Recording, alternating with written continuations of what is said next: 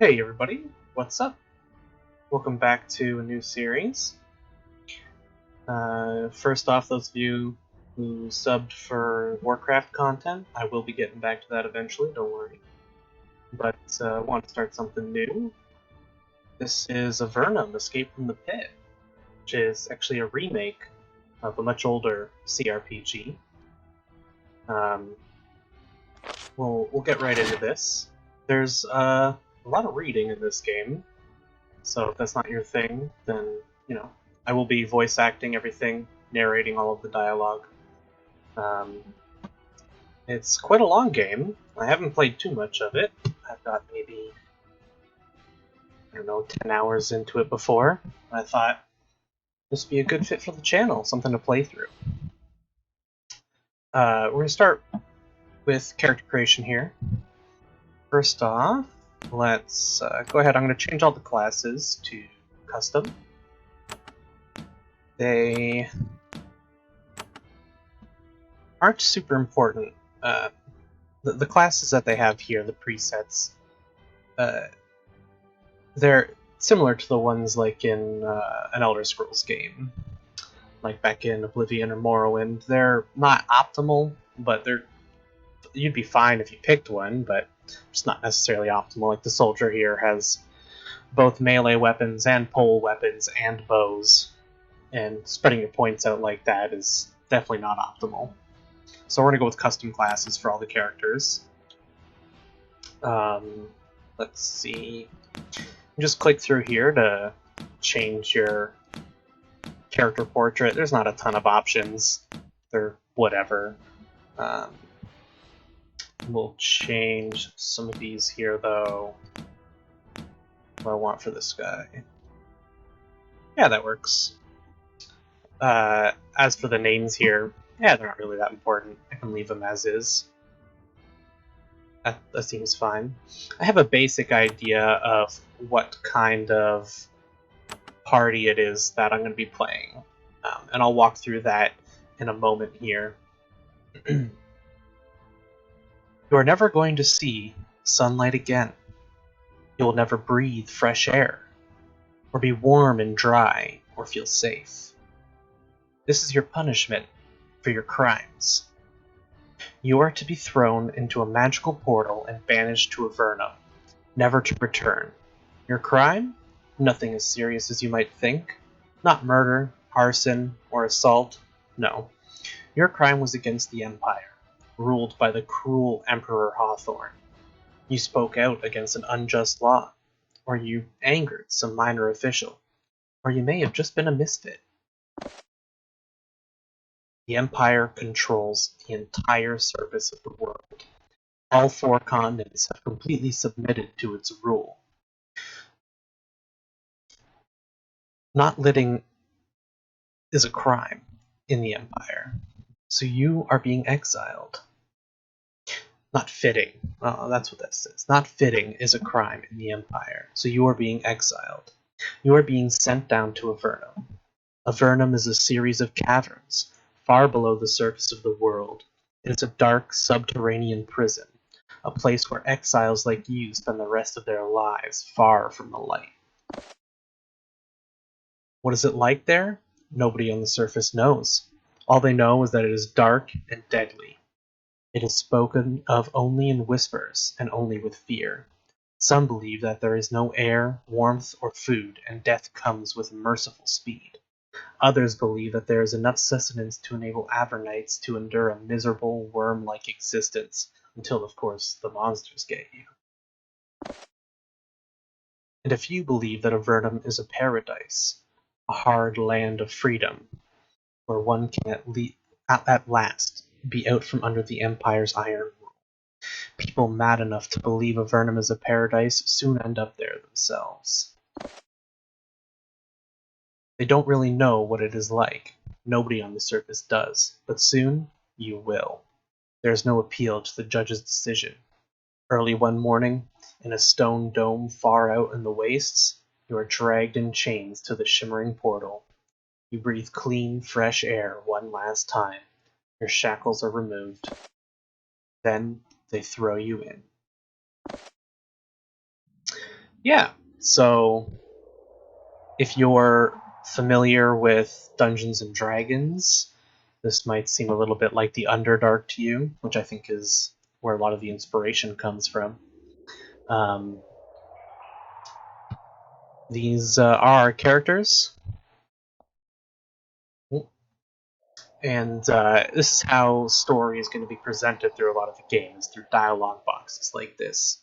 Um, Usually there'll be a couple paragraphs and then one or a couple dialogue options for a narration like this. It's just hit next, basically.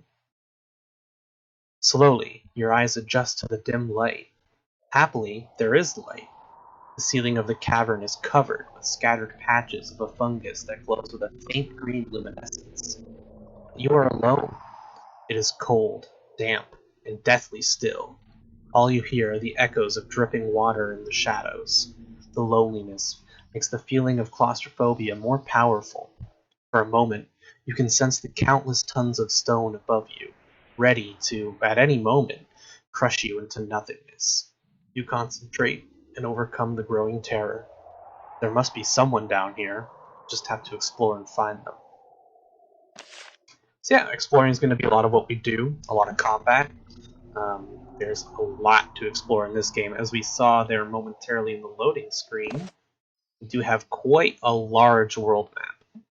I believe we are somewhere here, and we got a lot to go through. I doubt I'll be 100%ing this game, but I'm going to at least try and play through the main story. I definitely like my exploration, so... Now for characters. There's a lot of different build types you could go with, but we'll start with the first character here with all this. He's going to be my frontline tank. I'm going to be focusing on melee weapons and tankiness, but not only that, I'm going to make him my priest, my divine caster. So he's going to do a lot of buffing and healing as well, since he's going to be almost entirely focused on being tanky.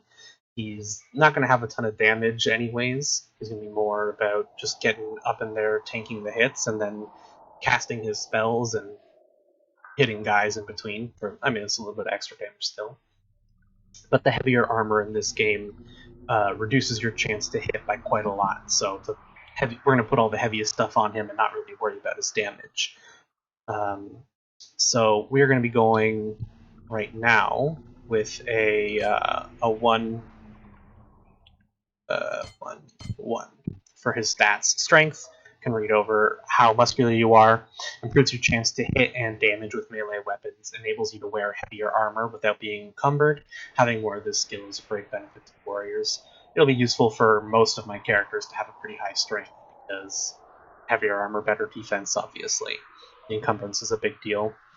That includes weapons and everything else as well. So, dexterity is also important for melee characters. How fast you are on your feet improves your chance to hit and damage with missile weapons.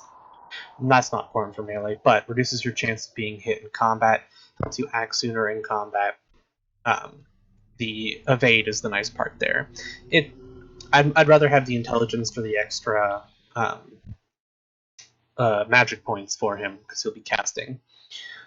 How good you are at thinking things out, solving problems, increases the character's spell energy, and helps resist against charming and other mental magic.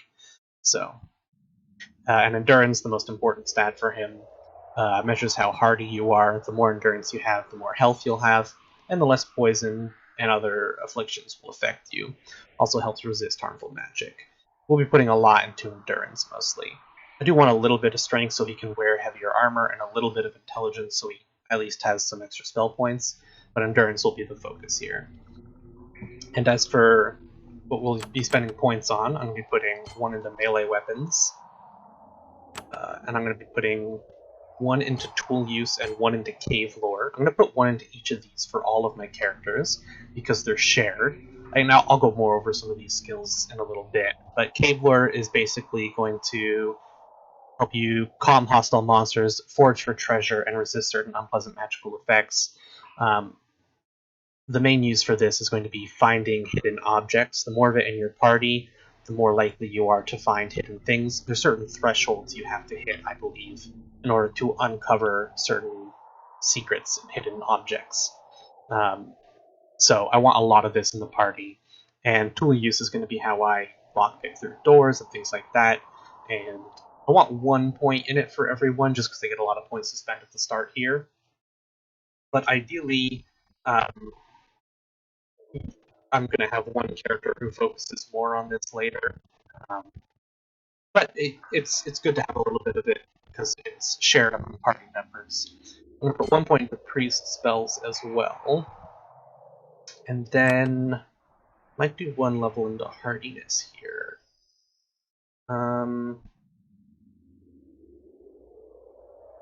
Yeah. As for our start, Nimble Fingers is a really good one, because again, it gives you a free point at that tool use, and I'm going to want really high tool use early on.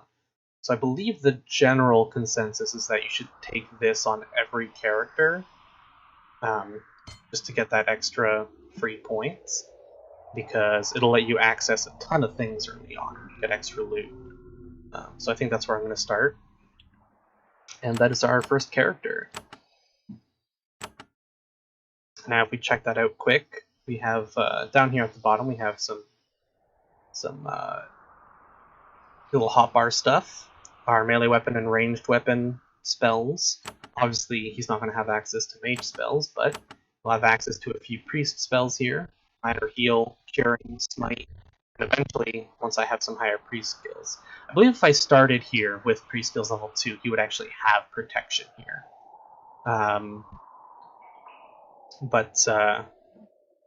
Yeah. I can get some of these as I level up. You can see some of these eventually I'll get up to priest skill 17 to get all of this, but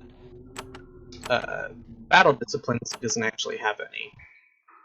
I think the well-aimed blow, the first one here, is I think you need level 2 or maybe 3 in order to get that. So let's see. I'm gonna set up my here.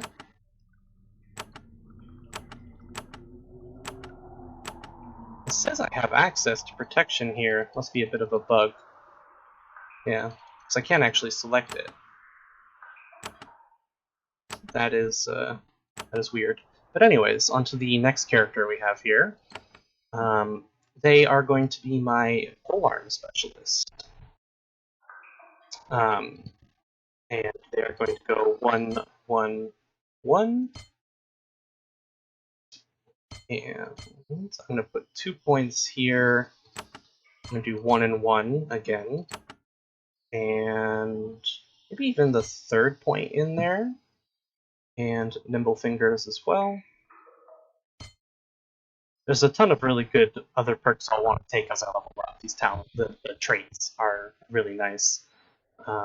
Yeah, that'll be this character. Like I said, focusing on polearms, they're going to be damage, melee damage. Then our third character, this is going to be our archer. And for this character, I'm going to do 2 points into Dex and 1 in Endurance. I'm going to do 3 points into bows. 1 here, 1 here. And Nimble Fingers as well. Yeah. Then our final character is going to be our mage. I'm going to do 2 points in Intelligence, 1 point in Endurance. I'm going to put everyone in Endurance just because I want everyone to have better health, obviously. I'm going to go into no melee stuff for her, actually. I'm just going to go 3 points here, and then 1 in each of those. Just because I want to unlock the spells. And again, Nimble Fingers. So that'll start us with 8 points of Nimble Fingers, which should be enough to unlock a lot of stuff. It means I'm not going to have to invest more into tool use, which is good. Because that'll give us access to a lot of loot early on that we wouldn't otherwise be able to get access to. Now we can go ahead and check out the inventories here. Everyone has a healing potion. I'm going to go ahead and put that on the hotbar.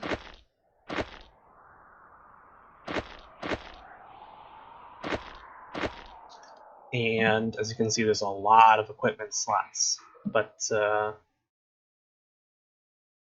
we'll dive into that as we start to get stuff. We should be all good to go now, so let's continue working our way through. Hold tab to highlight names of things.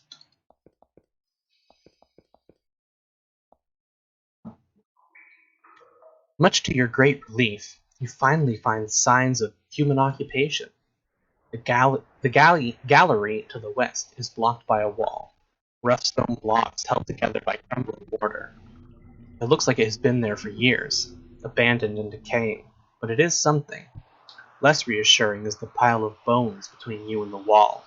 They look like they came from a small humanoid, perhaps a goblin. They too have been here for a while. On the floor near them, someone discarded a crude cloak, scraps of leather roughly stitched together. On the surface, you would have ignored the disgusting thing. Down here, with the cold sweeping into your bones, you decide that you would be better off wearing it. So, yeah, that's going to be a big thing here. There's not a lot down in these caves. It's a lot of scavenging, a lot of really low quality stuff, story-wise. I love the setting. So it means that we are going to want to pick up a lot of stuff. First piece of equipment we can see here, a cloak.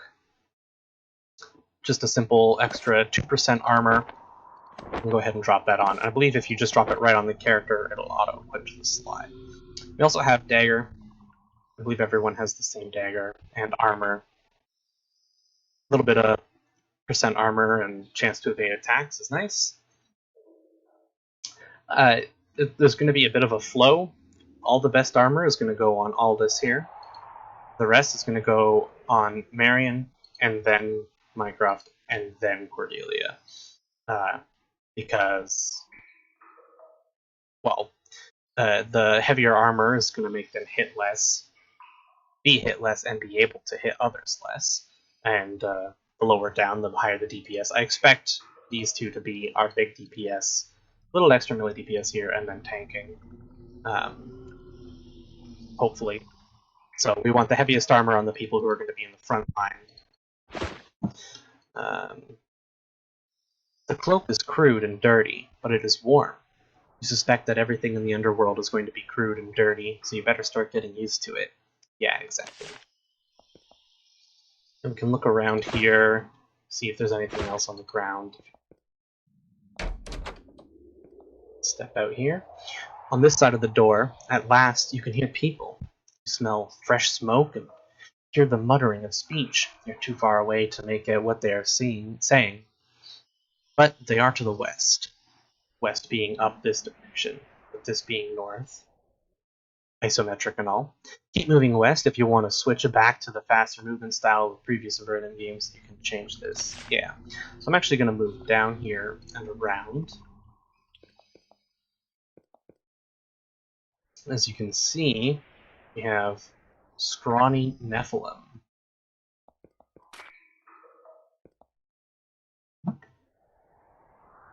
There are 3 people ahead, crouched around a dim, smoky fire of burning fungus. They are rolling dice, gambling over a handful of copper coins and leather garments they scavenged in these caves. Then, their sharp ears detect you. They leap to their feet and spin to face you, drawing their blades. They are Nephilim, scrawny and hungry specimens, but dangerous nonetheless. Nephilim are a proud tribal race that once filled the wild plains of the surface.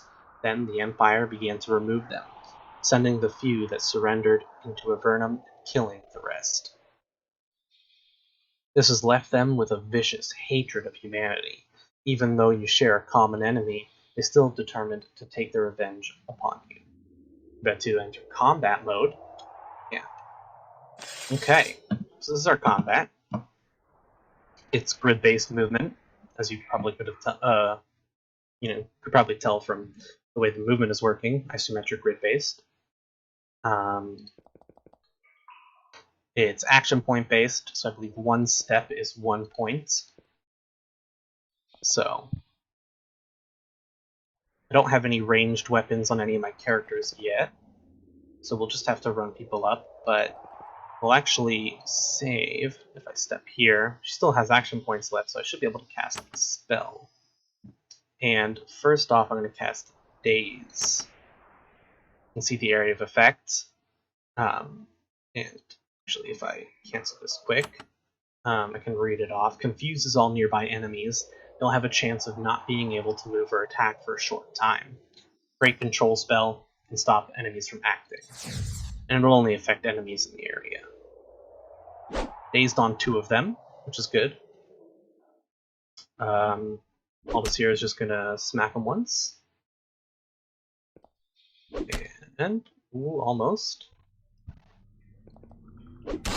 Finish him off. And we can throw out a Firebolt here, just a basic damaging spell. We're using this a lot. Nice.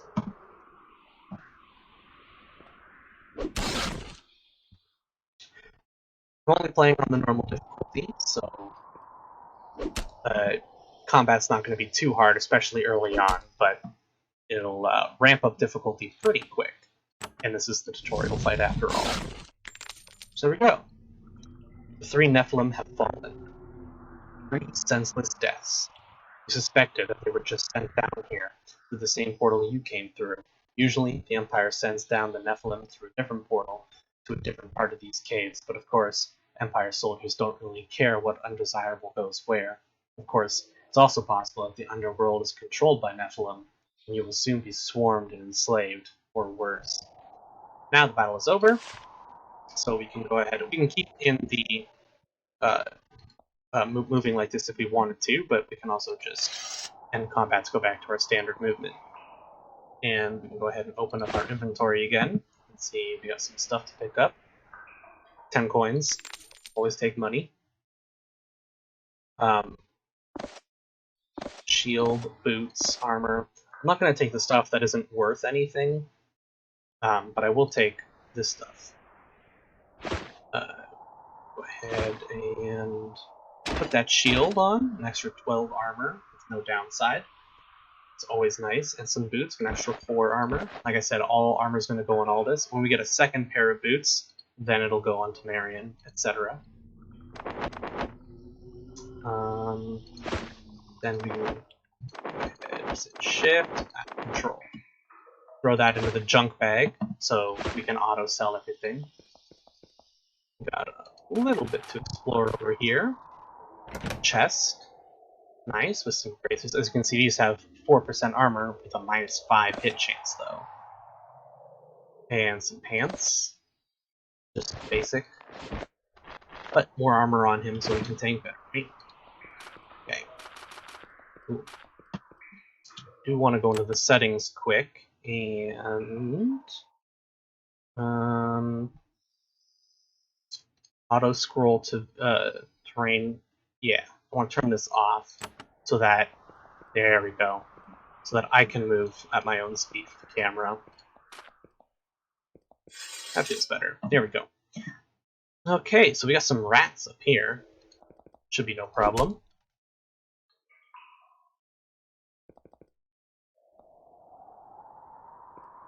Can actually get almost in range. Ah, yes, as you saw there, she had 2 points. Because I moved while in range of an enemy, I believe it cost an extra point. I don't think you can... Oh, you can attack diagonally. It's been a while since I've played. Let's come up here and do the same thing. Let's throw down a Daze. And if we're lucky, sweet, it'll hit everything. Make some of this early combat much easier.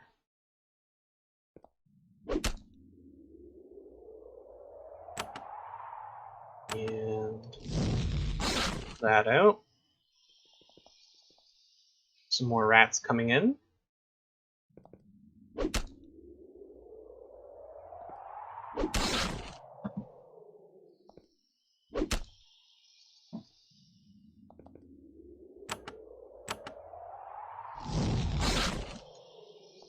No problem here.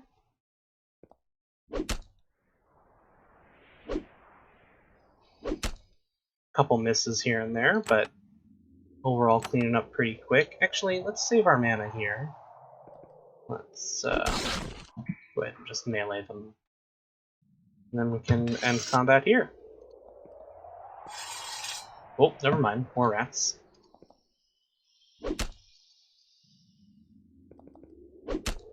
As you can see, we can try and end combat at our own speed whenever we'd like. So, here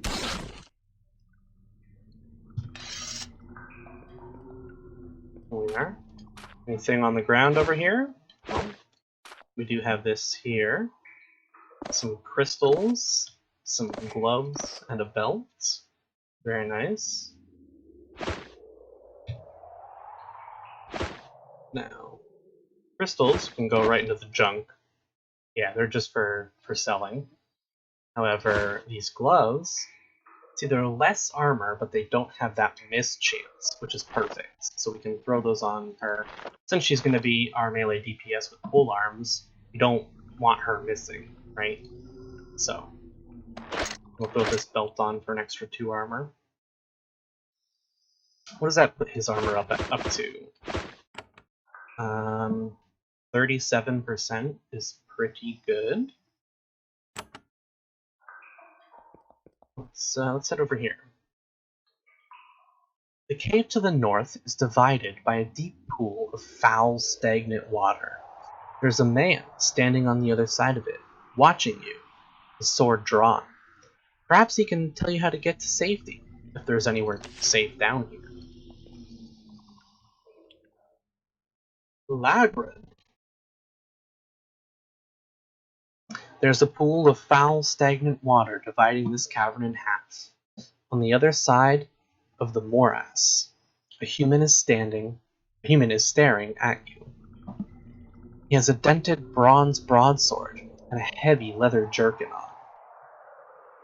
Your relief at seeing another human is not enough to keep you from noticing the coldness of his gaze, or how he seems to be sizing you up. He gives you a half bow and smirks. I, Lagrin, welcome you to the underworld. And, from the look of you, you are a warrior, not the weaklings and malcontents we've had coming through so far. So we have our first couple dialogue options here. I'll ask him, are you an Avernite? He laughs, a grim, raspy sound. I would not say that.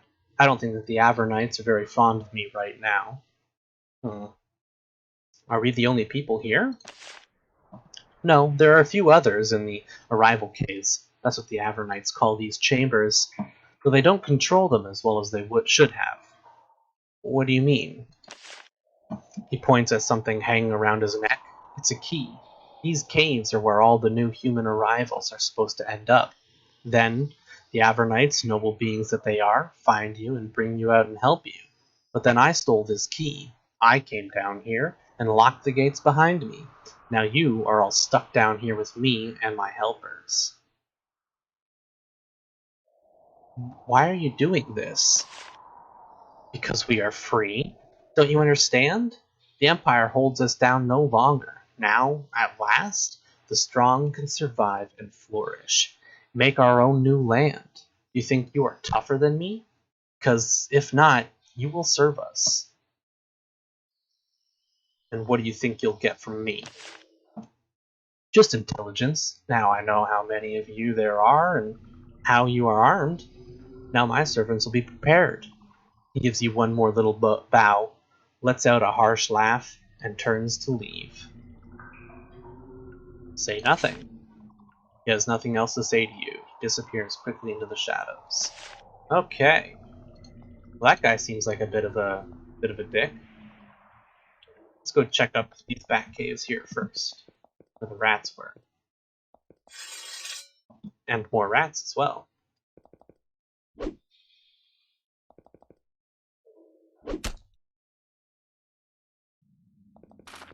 I would like to get a bow for what's his name?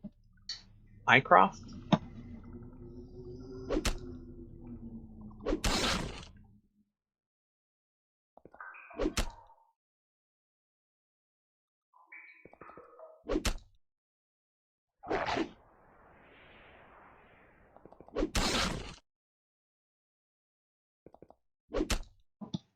The Daze spell is very, very nice at this point in the game.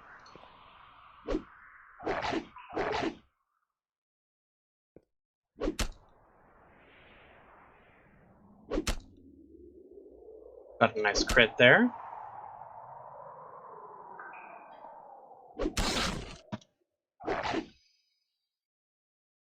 Took a little bit of damage, but nothing too bad.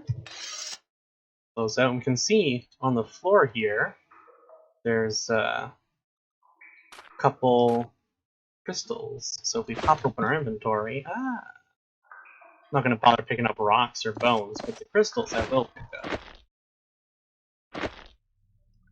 I wonder if these stack or not. There we go. And we got another little stash here. We finally got a bow, better melee weapon, and a helmet. Very nice. We can give this bow over to Minecraft here. Have him swap. And then over here, 10 to 40 physical damage versus the 7 to 21. It's a pretty decent upgrade. Go ahead and throw this dagger in the junk bag. And we'll put this hat on him as well. Get some extra armor going. Anything else? Just bones. Looked like there was some more people up here we could talk to.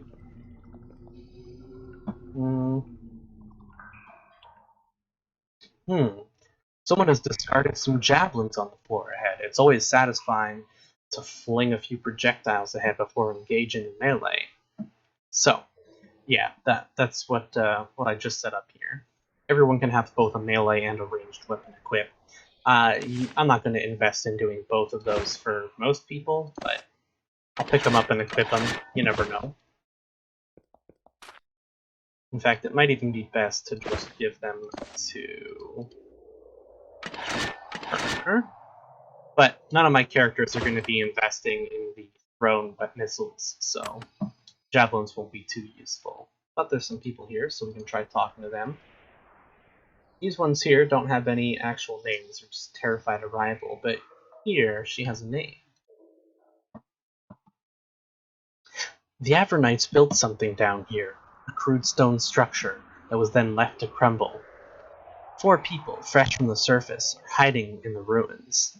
They look like ordinary people, farmers and merchants who angered some empire lord or said the wrong thing when the wrong person was listening. Now they are trapped in the underworld for the rest of their lives, empty-handed, terrified. Only one of them seems to have kept their self-control. She's a young, stocky woman. She holds a crude spear in her trembling hands. "Who's there?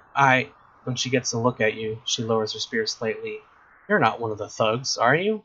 I'm Brissa. Are you trapped down here like us?" Do you need my help?"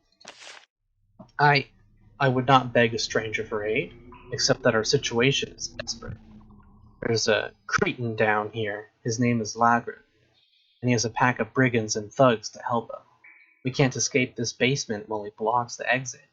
I can't fight him off. I need your help. Can you give it? I will free you from these caves. She nods and looks at the others. For the first time, they look up at you, emerging a tiny bit from the catatonia. I thank you. I knew from the moment I saw you that you were a warrior with honor. We will wait here. She returns to standing on guard and watching over the others. So, we can take a look around for some more stuff. Maybe might be something around. People in the room building left 2 flasks of liquid on the table. Perhaps a gift for you. Perhaps a bribe to mollify the thugs ahead. These potions might help you if you have to fight your way out. That'd be these potions here. So I will grab these. They automatically went into his stack. I probably won't want them on him. I'll probably want them on the squishier people who will need the potions more often, but we'll see how it goes. You can always move them around. Just rocks. What about up here? Bricks. Nothing of value, really. So we can move on ahead.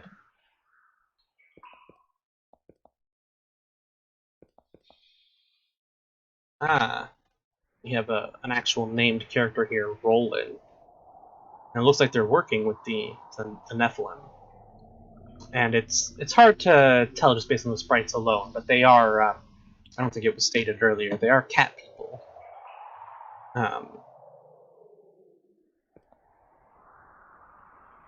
After your meeting with Lagran, you aren't surprised to find these people waiting for you.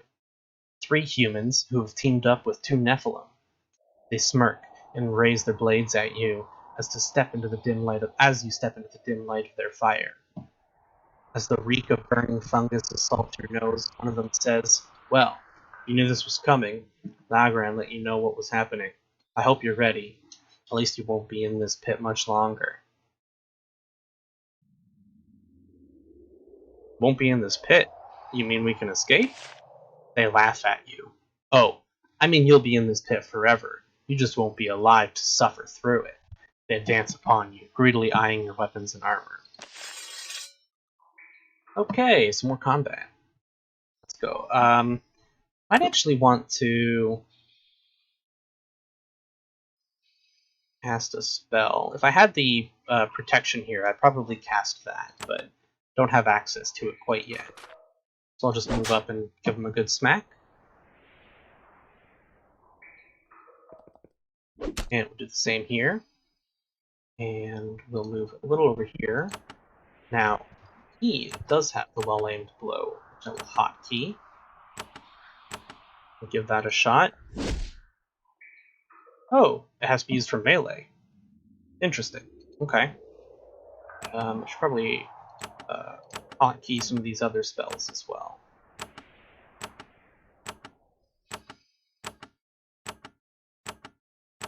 And we'll throw down a daze. Nice.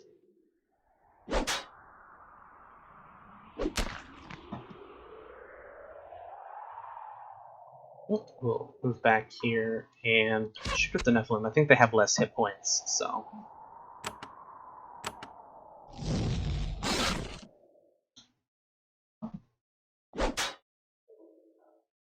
make quick work of the thugs. And instead of using mana, as you can see, the 2 physical characters don't actually have spell points. The battle disciplines just have a timer.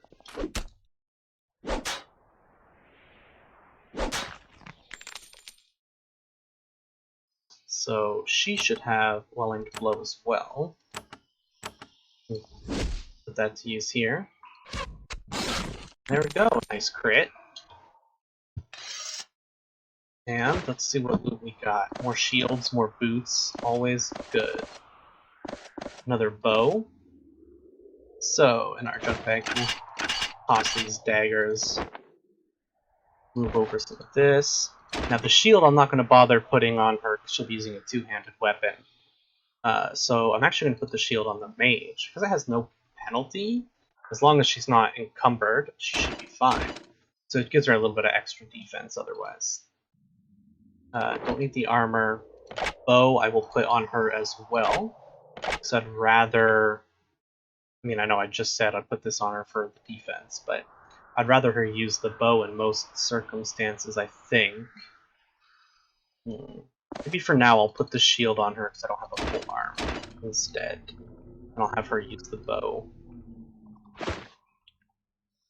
There we go. So a lot of loot and a lot of loot decisions to be made in the game. And I'll put some more armor on her, because I do want her to still be quite tanky. 8 to 32, 10 to 40. So this is stronger, so I'll put it on her for now. There we go. Let's look over here.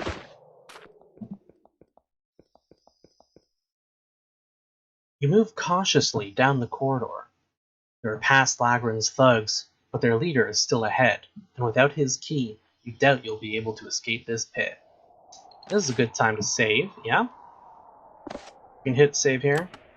Throw it on a quick save.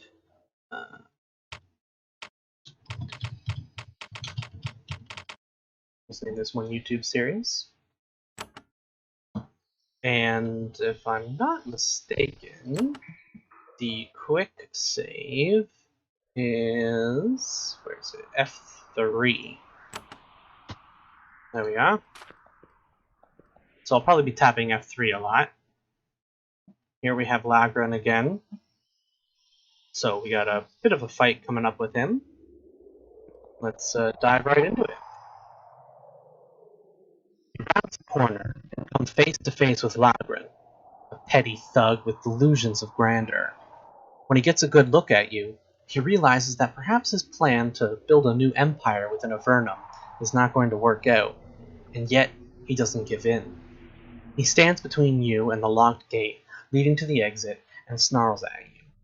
You notice dark stains around his mouth. Perhaps he has eaten something recently that is tinkering with his brain. He points his blade at you. You got past my warriors, and what? They're dead? Well, I will get more. The Empire sends down more killers every day. Avernum won't take them, but I will. You notice that he is holding something in his offhand, but you can't tell what it is. Give me the key, and I will spare you. Lagran's brigands seem to think that this is a pretty good deal, but he shakes his head. I am no fool. I can start again, once you are dead. I won't let them throw me into the abyss. Come on. He charges you. His warriors, seeing no other option, regretfully follow him. Okay. So, I will immediately have Aldous run up and smack him. We got a cave wolf, some thugs, and a Nephil archer. But I'm going to put everything onto Lagran and try and kill him as fast as possible. As you can see, he's got a lot of hit points.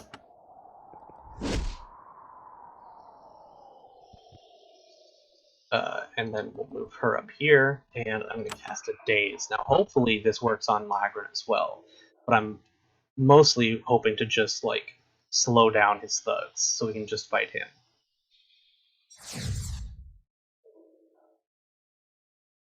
Nice. Everyone but him. Unfortunate. He had some knockback there, but that's fine. Give him a good smack.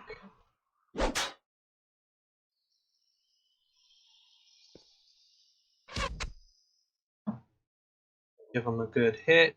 We'll actually use the Called Beast here as well.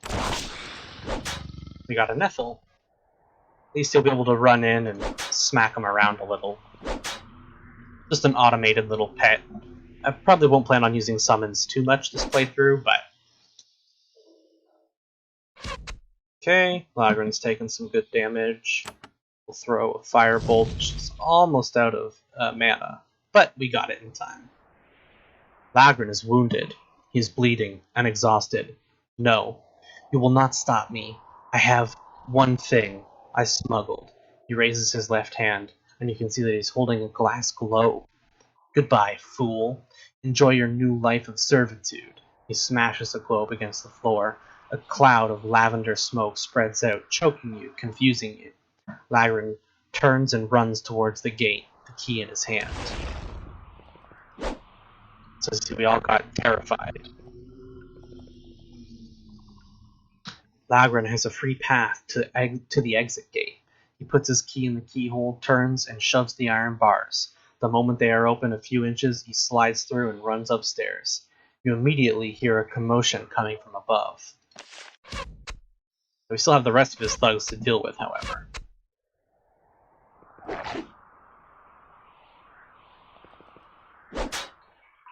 Good hit there.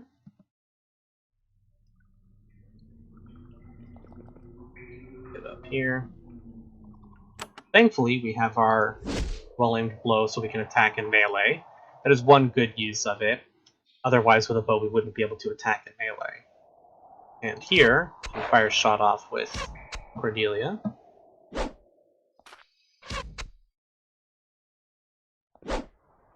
Ooh, that miss sucks. That's okay. Finish off this guy. Good shot there. Move her up a little closer. Obviously, she's not going to have great accuracy with the bow because I'm not going to invest much into that, really. There we are. Ooh, actually, I was trying to get down here to pick up some of this stuff, but it put us up at by the party leader, who's all this up here, so I ended up aggroing these rats, but that's okay.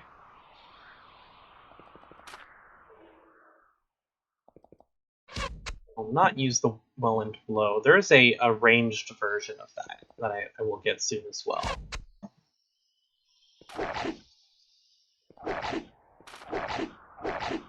And they're all on the melees, which is good. Swap that out. Finish this guy off. Go. Very nice. Easy cleanup. She's running pretty low on mana. I don't think I'll need any more. I'll be able to rest up before my next fight, but...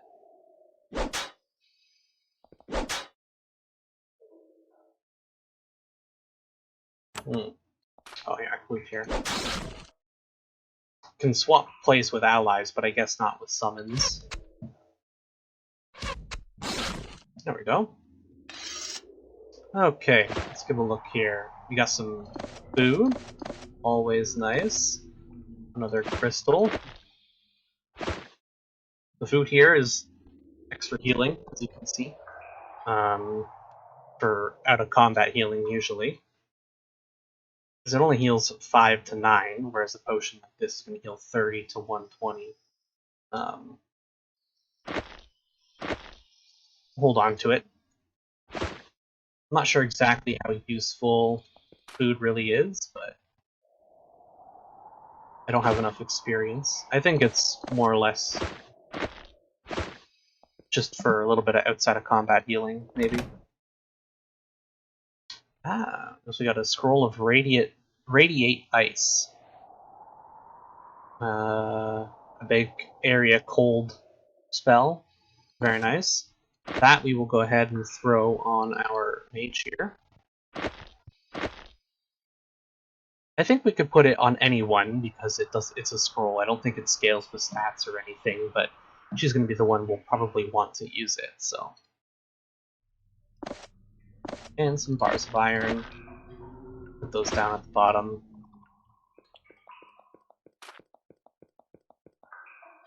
Come up here over to the pool. You can see a little bit of this around. Healing herbs. And some more food. And yeah. Okay. Let's head back over here. And of course I should probably throw down another quick save. I know what they got. Flour, you can see pretty damn heavy, but bag of meal, dried mushroom powder, waiting to be made into quote-unquote bread. I like that. The value's really nice, so just like the crystals, they're good to pick up.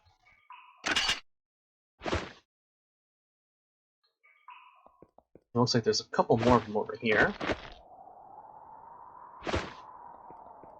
What about these? Not worth anything. Okay, well let's head up then. Okay. We got a bunch of unnamed characters here. You emerge from the dark tunnels, and your claustrophobia is immediately replaced with vertigo. You are in a fort within a gigantic cavern. The stone ceiling arcs hundreds of feet over your head. As your eyesight adjusts, you look around at the world of Avernum for the first time. You are inside what looks like some sort of fort. It is made of huge blocks of stone, roughly mortared together. Wood must be rare down here. Only the doors are made of it. There are a few odd trees nearby, more fungus than wood. Then, when your awe at this strange sight fades, you notice the warriors. They stand around the lip of the pit you are in, weapons drawn. Some of them have bows pointed at you, ready to fire. As you prepare to defend yourself, a man comes running towards the lip of the pit from the south. "Stop, stop," he shouts. "Don't fire, let me talk." That would be this man here. Andrew, a small man, runs towards you, waving his arms. His skin is incredibly pale in the strange light from the fungal ceiling. When he reaches you, he stops and bends over, hands on his knees, breathing heavily. When he regains his breath, he says, "Don't attack. I am Andrew, the greeter. We are Avernites. We are here to welcome you and help you. A thug named Lagrin just came this way. Did you catch him?" Andrew looks embarrassed. "We tried. When he ran out, his face was covered. By the time we were sure he was the killer and not an innocent arrival, he had already fled. I'm sure he will be found. What happens to me? Well, your new life begins. Now that you have emerged, I have something to say to you." "Yes?" As Andrew speaks, the guards nearby watch solemnly. Each of them went through the same ceremony, the beginning of a new life. Andrew says, "On behalf of Avernum, I welcome you to your new home, here in the darkness. Our lot is hard, but we are free of the crushing hands of the Empire. We offer you peace and aid, as long as you aid us in return." He smiles weakly. "That is all. We have some aid for you. Then you can go out and start your new life." "You call yourself the greeter?" "It is my task. I wait for new arrivals, such as yourselves, and welcome them." He bows. "Welcome to Avernum." "Tell me more about Avernum." "Avernum is what we call this place. Countless miles of tunnels, caverns, and icy subterranean rivers. It is your new home." He smiles sadly. "Avernum, what does that word mean?" "In ancient times, Avernum was one of the names for the underworld. It was the place where souls were sent to be judged when their lives were over." "Appropriate, yes? Why are you welcoming me?" "It's my job. I'm here to ease the considerable shock of being cast into the underworld, of course." "So, welcome to the underworld." He pauses to think. "Also, I'm here to say where you can get information about Avernum and supplies." I have another question. Can I return to the surface?" A common question. No. I would abandon any hope of ever seeing the sun again. The sooner you give up on that, the sooner you can begin to make a new life here. I refuse to accept that. There must be a way out. Andrew shrugs. "I did not expect you to believe me. That comes in time. One day you will settle in. Life here is hard, but it has its own rewards and moments of beauty. Do you need anything else? How can you help me?" "We can provide two things for you here: supplies and information. Once you know where you can go and have a few coins to get yourself established, we send you on your way." "Can't I just stay here?" "That is a common question. I'm afraid not. This fort is small, and we already have all of the defenders we need. The rest of Avernum needs you." "Information is always useful." "Theral is the town sage.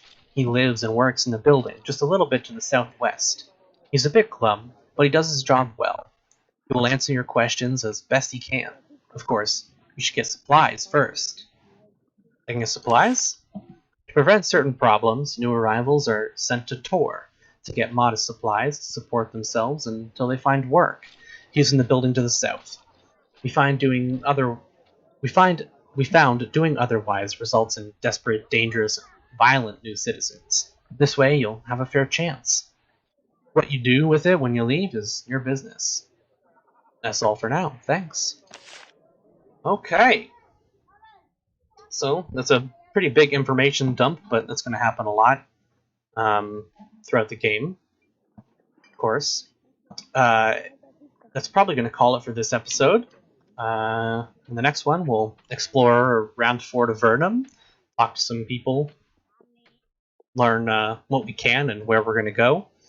This is beginning of quite a long series, I'm going to bet, but we'll see how far we can get. Thank you all for watching. Leave a like and subscribe if you enjoyed. And I'll see you all in the next video.